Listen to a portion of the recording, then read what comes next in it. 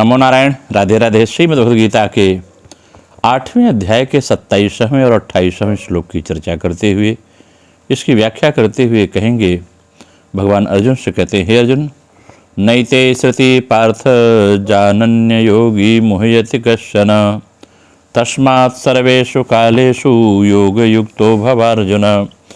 हे प्रथानंदन, इन दोनों मार्गों को जानने वाला कोई भी योगी मोहित नहीं होता। अतः हे अर्जुन, सब समय में योग युक्त समता में स्थित हो जाओ। नैते श्रुति पार्थ जान्य योगी मुह्यति कश्चन। शुक्ल मार्ग प्रकाशमय है और कृष्ण मार्ग अंधकारमय है। जिसके अंतःकरण में उत्पत्ति विनाशशील वस्तुओं का महत्व नहीं है और जिनके उद्देश्य ध्येय में प्रकाश स्वरूप ज्ञान स्वरूप परमात्मा ही हैं, ऐसे वे परमात्मा की तरफ चलने वाले साधक शुक्ल मार्गी हैं। अर्थात उनका मार्ग प्रकाशमय है, परंतु जो संसार में रचे पचे हैं और जिनका सांसारिक पदार्थों का संग्रह करना और उसके सुख भोगना ही ध्येय होता है, ऐसे मनुष्य तो घोर अंधकार में ही रहते हैं। पर जो भोग भोगने के उद्देश्य से यहाँ के भोगों से संयम करके यज्ञ तप दान आदि शास्त्र विहित शुभ कर्म करते हैं और मरने के बाद स्वर्ग आदि ऊंची भोग भूमियों में जाते हैं, वो यद्यपि यहाँ के भोगों से आसक्त मनुष्यों से ऊंचे उठे हुए हैं, तो भी आने जाने वाले जन्म मरण के मार्ग में होने से वे भी अंधकार में ही हैं।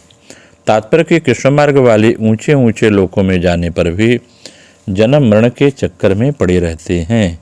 कहीं जन्म गए तो मरना बाकी रहता है और मर गए तो जन्मना बाकी रहता है।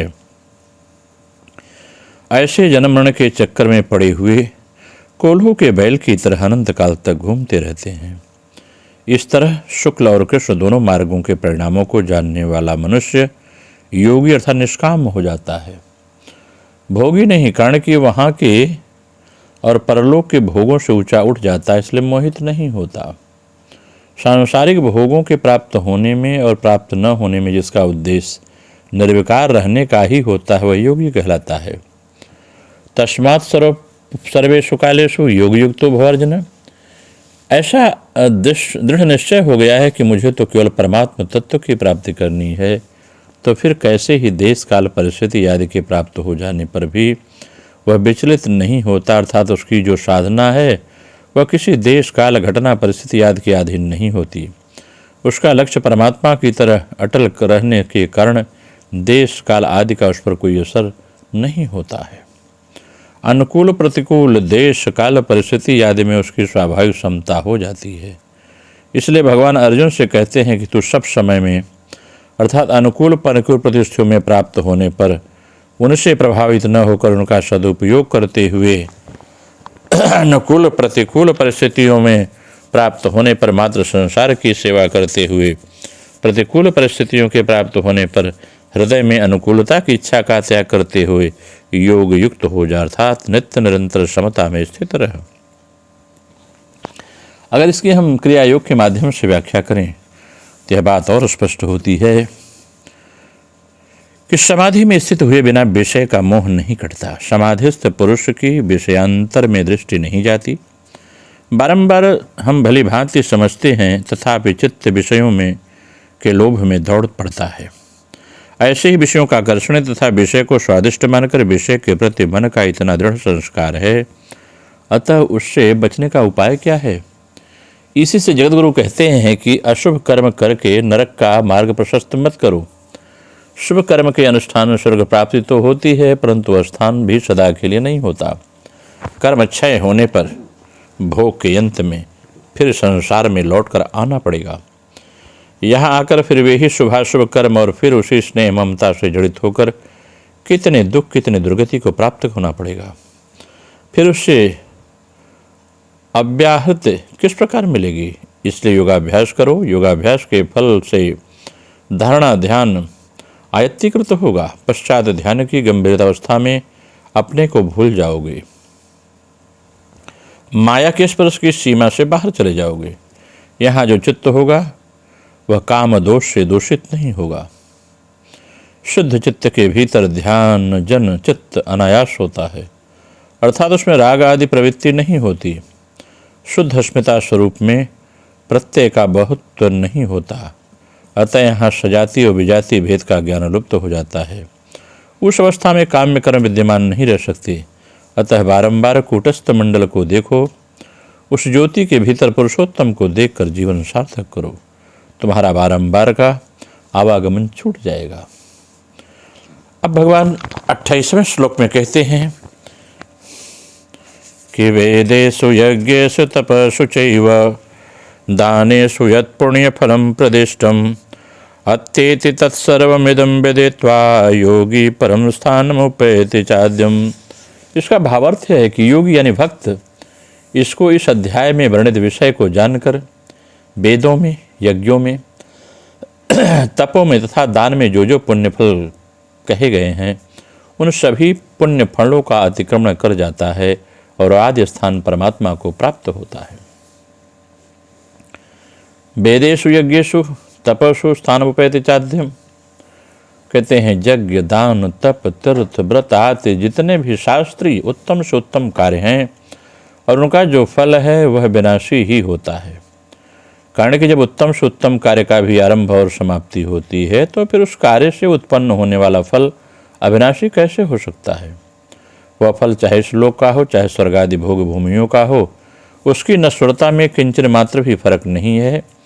जीव स्वयं परमात्मा का विनाशी अंश होकर भी विनाशी पदार्थों में फंसा रहे तो इसमें उसकी अज्ञता ही मुख्य है। अतः जो मनुष्य इस अध्याय में वर्णित विषय के रहस्य को समझ लेता है वह यज्ञ, तप, दान आदि सभी पुण्य फलों का अतिक्रमण कर जाता है। कारण कि वह समझ लेता है कि भोग भूमियों की भी आखिरी हद जो ब्रह्मलोक है वहाँ जाने पर भी लौटकर पीछे आना है, परंतु भगवान को प्राप्त करने वाले को लौटकर नहीं आता। और साथ साथ यह भी समझ लेता है कि मैं तो साक्षात परमात्मा का अंश हूँ तथा ये प्राकृत पदार्थ नित्य निरंतर अभाव में नाश में जा रहे हैं, तो फिर वह नाशवान पदार्थों में भोगों में न फंसकर भगवान के ही आश्रित हो जाता है। इसलिए वह आदि स्थान परमात्मा को प्राप्त हो जाता है, जिसको इसी अध्याय के 21वें श्लोक में परम गति और परम धाम नाम से कहा गया है। नाशवान पदार्थों के संग्रह भोगों में आसक्त हुआ मनुष्य उस आदि स्थान परमात्मा को नहीं जान पाता है। न जानने की यह असामर्थ्य न तो भगवान की दी हुई है, न प्रकृति से पैदा हुई है और न किसी कर्म का फल ही है। अर्थात यह असामर्थ्य किसी की देन नहीं है, किंतु स्वयं जीव ने ही परमात्मा तत्व के से विमुख होकर उसको पैदा किया है। इसलिए यह स्वयं ही इसको मिटा सकता है। कारण कि अपने द्वारा की हुई भूल को स्वयं ही मिटा सकता है और इसको मिटाने का दायित्व भी स्वयं पर ही है। इस भूल को मिटाने में यह जीव असमर्थ नहीं है, निर्बल नहीं है, अपात्र नहीं है। केवल संयोग जन्य सुख की लालच के कारण वह अपने में असामर्थ्य का आरोप कर लेता है और इसी से मनुष्य जन्म के महान लाभ से वंचित रह जाता है। अतः मनुष्य को संयोग जन्य सुख की लोलुपता का त्याग करके मनुष्य जन्म को सार्थक बनाने के लिए नित्य निरंतर अभ्यास करना चाहिए। 6ठे अध्याय के अंत में भगवान ने पहले योगी की महिमा की और पीछे अर्जुन को योगी हो जाने की आज्ञा दी। और यहाँ भगवान ने पहले अर्जुन को योगी होने की आज्ञा दी और पीछे योगी की महिमा कही। इसका अर्थ यह है कि 6ठे अध्याय में योग भ्रष्ट का प्रसंग है और उसके विषय में अर्जुन के मन में संदेह था कि वो कहीं नष्ट भ्रष्ट तो नहीं हो जाता। इस शंका को दूर करने के लिए भगवान ने कहा कि कोई किसी तरह से योग में लग जाए तो उसका पतन नहीं होता। इतना ही नहीं, इस योग का जिज्ञासु मात्र भी शब्द ब्रह्म का अतिक्रमण कर जाता है। इसलिए योगी की महिमा पहले कही और पीछे अर्जुन के लिए योगी होने की आज्ञा दी। परंतु यहाँ अर्जुन का प्रश्न रहा कि नियतात्मा पुरुषों के द्वारा आप कैसे जानने में आते हैं। तो इस प्रश्न का उत्तर देते हुए भगवान ने कहा, जो सांसारिक पदार्थों से सर्वथा विमुख होकर मेरे परायण हो जाता है उस योगी के लिए मैं सुलभ हूँ। इसलिए पहले तू योगी हो जा, ऐसी आज्ञा दी और पीछे योग की महिमा बताई। अगर हम इसकी क्रियायोग के माध्यम से व्याख्या करें जो पूज्य लाहिड़ी महाशय के द्वारा प्रणीत की गई है तो ये बात और स्पष्ट होती है कि क्रिया की परावस्था में सर्वोच्च अवस्था प्राप्त है। उस समय मैं या मेरा कुछ भी नहीं रहता, सब कुछ ब्रह्ममय हो जाता है। क्रिया करने पर बीच बीच में साधक की अवस्था होती है, परंतु अधिक समय तक अस्थायी नहीं होती। जो हमेशा क्रिया करते हैं तथा बीच बीच में एक आसन पर 20,736 बार प्राणायाम करते हैं, उनकी ध्यानावस्था सुदृढ़ होती है। इस अवस्था में श्रद्धा रहते हुए वही मुक्त हैं, पुरुष हैं। इस अवस्था को ही विष्णु का परम पद कहते हैं। इस अवस्था की प्राप्ति का मूलभूत कारण है प्राणायाम का अभ्यास और उसमें पटुता की प्राप्ति। इस अभ्यास के द्वारा ही प्राण ऊर्ध्व गति प्राप्त करके स्थिर होता है। प्राण की इस स्थिरावस्था से ध्येय वस्तु का प्रत्यक्ष ज्ञान होता है। इंद्रियों मन की चपलता दूर होकर अंतःकरण शुद्ध हो जाता है। इस प्रकार के सिद्धांत का अंतःकरण में ही परम पद प्रकाशित होता है, जिसे प्राप्त कर योगी कृतकृत्य हो जाते हैं। इनमें सामने दूरदर्शन, दूरश्रवण आदि विभूतियाँ अथवा अनेक विषयों का ज्ञान तुच्छ है। जो जीव के कल्याण के लिए क्रिया का उपदेश करते हैं, कूटस्थ में रहने का प्रत्यक्ष रूप तप करते हैं, उससे जो पुण्य होता है उसकी अपेक्षा भी अधिकतर फल वह प्राप्त करते हैं। जो क्रिया की परावस्था में सदा रहते हैं, यह क्रिया की परावस्था ही विष्णु का परम पद है। नमो नारायण। राधे राधे। आप सबका परम मंगल हो।